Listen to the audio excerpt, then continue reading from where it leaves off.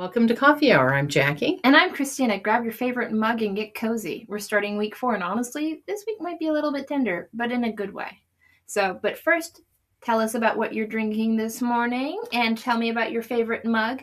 This one was hand-carved. It was like thrown on a potter's wheel, and you can even see the marks of the tool that used it, and that's such a very cool nice. detail. Very authentic. Now, why do you have a Christmas tree cup? It's a tree. It's a Christmas tree, but it's also a Christmas tree that's still it's a winter tree. Yeah, it's still in the forest. It wasn't. Mm-hmm. So you're drinking iced tea again? Nothing wrong with that. So very iced, very brisk, no sugar, just tea. That's how you do it. There's barely any water in there. All right, let's keep moving. All right. So you know how some weeks are about pushing forward and taking action. This is not that week. No, we want this week to be like coming home to yourself, being a little kinder to yourself, turning down that volume of the inner critic just a little bit. And we're going to be talking about some things that might hit close to home. Feeling stuck, resisting plans you make for yourself, that wired feeling that won't quit, struggling to find your words in relationships. Yeah, and the common thread, most of us are way harder on ourselves than we need to be. So before we dive into the week, we just want to set a different tone. You know how sometimes you need a pep talk? This week is more like a permission slip. Yeah, permission to be exactly where you are. Permission to not have it all figured out. Permission to be messy and still be worthy of care. Yeah, because here's the thing. Most of us were taught that being hard on ourselves is what keeps us going.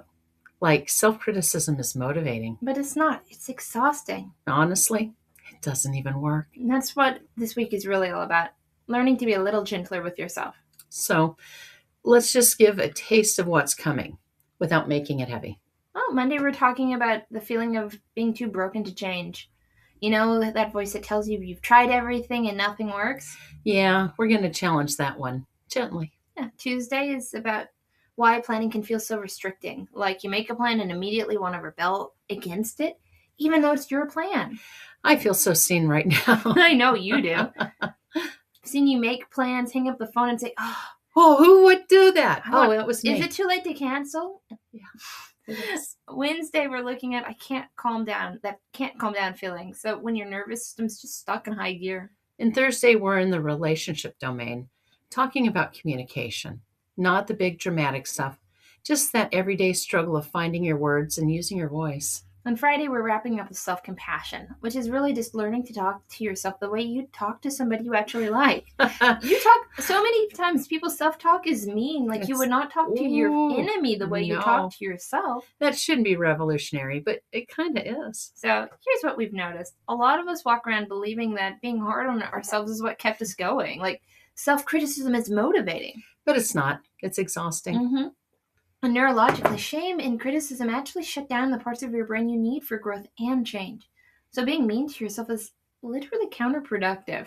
But when you're gentle with yourself, when you give yourself a little grace, that's when your nervous system feels safe enough to actually heal and grow. Yeah, it's like you can't grow a plant by yelling at it.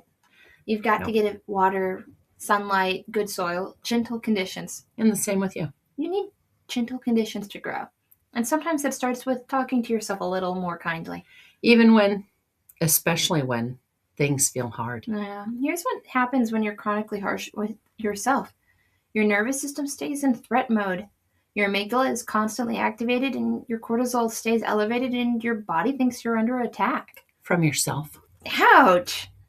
That's really hard. It is. From yourself, which is wild. You're literally creating internal danger signals. And from a naturopathic perspective, that chronic self-attack creates real physical stress. Your digestion suffers. Your sleep suffers. Your immune system suffers. With self-compassion, that activates your parasympathetic nervous system, which you need. That's right. It sends safety signals to your body. That's right. So being kind to yourself isn't soft or self-indulgent. It's strategic.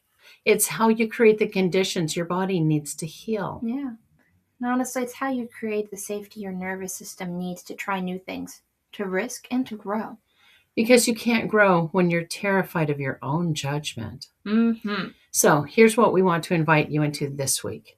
Nothing intense, just gentle. Yeah, when you notice yourself being harsh, I'm such a mess. I can't do anything right. Oh, what's wrong with me?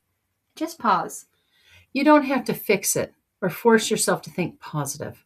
Just pause and notice. Oh, I'm being pretty harsh right now. And then maybe, just maybe, see if you can soften it a little. Not all the way to, I'm amazing, just a little gentler.